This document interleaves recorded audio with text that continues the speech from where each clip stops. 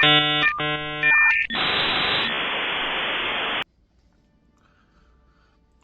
a big day, my AKA Padders. A little bit sad because I wanted to bring you this way before now, but holy hell, it's insanely busy holiday season. I'm right now struggling if I should go to Austin, Texas, Thursday, come back early as possible Sunday, and essentially have the boys, the football boys, pick me up from the airport to go out for 1 o'clock games.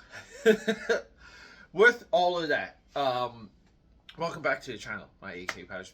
Peter A. DeLuca here, aka Pad69, and known throughout Philadelphia, PA, Europe, and the vast multiverse as your eclectic one.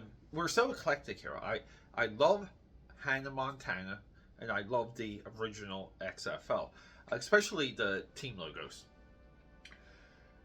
What's been next to me this entire time is the Guyver, the second of two American live-action 90s anime adaptations that are long forgotten. Previously on this channel, for Sunday presentation, and you guys can watch it on this channel, Fist of the North Star, live action. People forget about that. So that's available. This right here, I was in the process, and I'm talking a couple months now, of compiling clips of this movie that's now available on Amazon Prime for $20. I implore you to get it. It's also Mark Hamill. Mark Hamill, Slipstream, Guyver, Star Wars. His three greatest science fiction movies, by the way. And don't forget about the big red one. He's so good in that. Mark Hamill had potential. He really had chops before he, I don't know, just became a voice actor. So, with all of that, people forget about this movie. They forget about the amazing effects, the all practical. They forget the amazing costume design. How close it is to the anime, how close it is to the manga.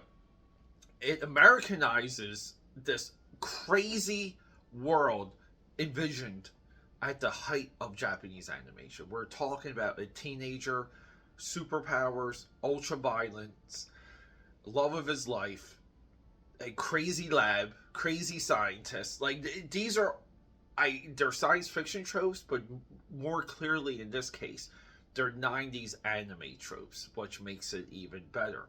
I love the way this movie is shot. I love the sequel, Guyver 1, Guyver 2, Dark Hero. This is a solid double set. Now, the reason why we're doing this video is this movie has been long on my list of movies I want digitally, because I said long time ago, no more DVDs, I'm just going to buy digital.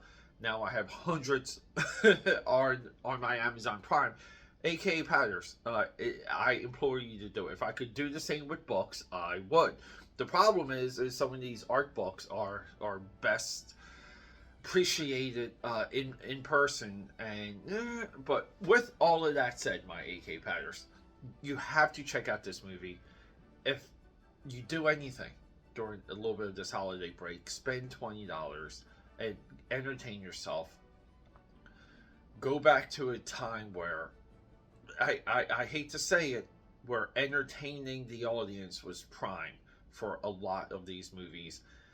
This flick brings back so many memories of me just essentially starting to understand what adaptations were and how we adapt things and why we make certain decisions, and the back and forth of watching and being obsessed with the original and then going back and forth with the adaptation and finding the differences and just hypothesizing. This movie is so much fun. It's legit. It's available now. And if you guys need to know some of the other movies that are on my list, would be Larry Clark's Kids, David Cronenberg's Crash, Bobby Fosse's All That Jazz, and Steven Sotomayor's The Girlfriend Experience. Believe it or not, this was on that hand. Now it's not, because I own it. So be on the lookout. We're going to discuss this and Dark Hero and the anime on my podcast, AKAPAD, the film buff. The logo for that's over here. Go through the description. The podcast, the movie podcast, by the way, is available on every single podcast network, and we're approaching 800 episodes. Check it out. Let me know what you think. In the meantime, I gotta get back to reading comics. Let's go.